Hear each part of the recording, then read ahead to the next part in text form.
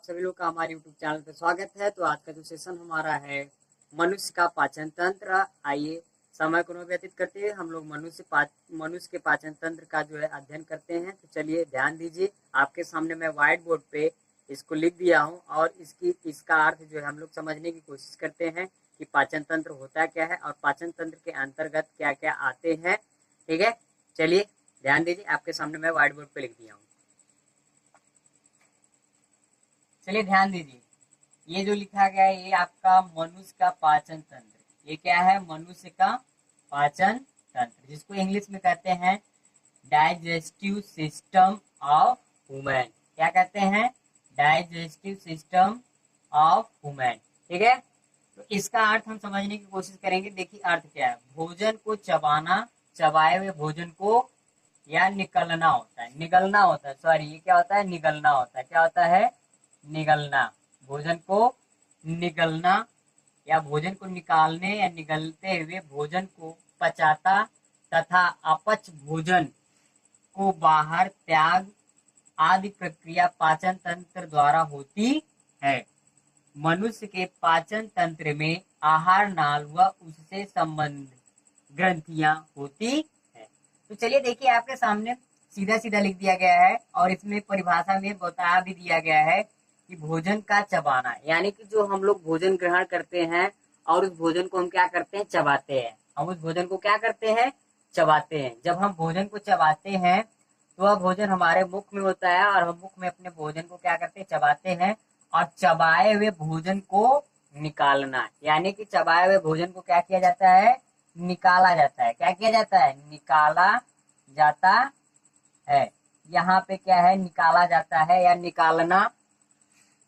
निगलने हुए भोजन को पचाना, यानी कि जो भोजन हम लोग ग्रहण करते हैं उस भोजन को पचाना तथा अपच भोजन, यानी जो हम लोग भोजन ग्रहण करते हैं और भोजन ग्रहण करने के बाद जो भोजन हमारा पच जाता है, लेकिन कुछ ऐसे भोजन होते हैं जो हमारा पचता नहीं है, तो उनको क्या करता है? बाहर त्यागना। यानी बाहर त्यागने का मतलब ये होता है जो भोजन हमें नहीं पचता है उस भोजन को हम क्या करते हैं? बाहर त्याग देते हैं। यानी बाहर त्यागने का मतलब ये होता है कि जो भोजन हमारे पचने लायक होता है या जो पाचन क्रिया के अंतर्गत आता है, जो भोजन पच जाता है उसे तो भोजन जो है पचा देता है, लेकिन जो भोजन हमारे पचते नहीं है, जो भोजन खराब हो जाते हैं, एक तरीके से हम कह सकते हैं कि जब भोजन हमारा अपच हो जाता है उस अपच भोजन को क्या किया जाता है? त्याग देता है। और आदि प्रक्रिया पाचक तंत्र द्वारा होती है। तो मैं आपको बता दूं, जो पाचन तंत्र प्रक्रिया है, पाचन तंत्र प्रक्रिया है, इसका मेन मुख्य उद्देश्य होता है कि भोजन को मुख्य उद्देश्य इसका क्या होता है? भोजन को पचाना। अगर जो भोजन न पचे उस भोजन को क्या करना? बाहर निकाल देना। ठीक है, अब इसके बाद ये बोला गया है कि मनुष्य के पाचक तंत्र में आहार नाल व उससे संबंध या उससे संबंधित ग्रंथियां होती हैं। बताया गया है कि जब मनुष्य पाचन तंत्र में होता है, यानी जब मनुष्य भोजन ग्रहण करता है, उस भोजन ग्रहण को करने के लिए उससे जुड़ी ग्रंथियां होती हैं और वह जुड़ी ग्रंथियां क्या है? आहार नाल है। और वो क्या है? आहार नाल है। और आहार नाल से कुछ ऐसी ग्रंथियां हैं जो उससे जुड़ी होती हैं। तो मैं आपको बता दूं आहार नाल क्या होता है। आहार नाल का जो है आपके सामने मैं यहाँ पे भी मीनिंग लिखा हूँ कि आहार नाल अब किसे कहते हैं। आहार नाल जो होता है, हमारी आहार नाल की जो इंग्लिश होती है एलिमेंट्री कैनल होता है। इसकी इंग्लिश क्या होती है? एलिमेंट्री कैनल होता है। इसके बाद मीनिंग, ठीक है, आहार नाल का मीनिंग क्या है? मनुष्य की आहार नाल 8 से 10 मीटर लंबी होती है। इसका विभिन्न भागों में अलग अलग व्यास होता है। कहने का क्या तात्पर्य मैं आपको बता दूं, जो हमारे गलों में, हमारे जो गले में आहार नाल होती है, ये जो हमारा गला होता है, जब हम भोजन ग्रहण करते हैं तो भोजन ग्रहण करने के बाद जब हम चबाते हैं और इस चबाने की प्रक्रिया के बाद हम अपने भोजन को क्या करते हैं? अंदर की तरफ ग्रहण करते हैं। ये ग्रहण करने की जो प्रक्रिया होती है जिसकी सहायता से हमारा भोजन क्या करता है? हमारे पेट में जाता है। तो वह जो पेट में जो सहारे जाता है उसे हम क्या कहते हैं? आहार नाल कहते हैं। और उसकी लंबाई 8 से 10 मीटर लंबी होती है। ठीक है, और ये बताया गया है कि इसका विभिन्न भागों में अलग अलग व्यास होता है। हम ये कह सकते हैं कि जो आहार नाल से जुड़े होते हैं इनका जो संबंध अलग अलग भागों में होता है या इनका अलग अलग व्यास होता है। ठीक है, विभिन्न अंगों में अलग अलग व्यास होता है। तो आगे देखिए क्या दिया है, आहार नाल को विभिन्न भागों में बांटा जा सकता है। हमने आपको बताया अभी ना कि जो आहार नाल है, आहार नाल का जो विभिन्न भाग है वो क्या किया गया है, अलग अलग व्यास में बांटा गया है।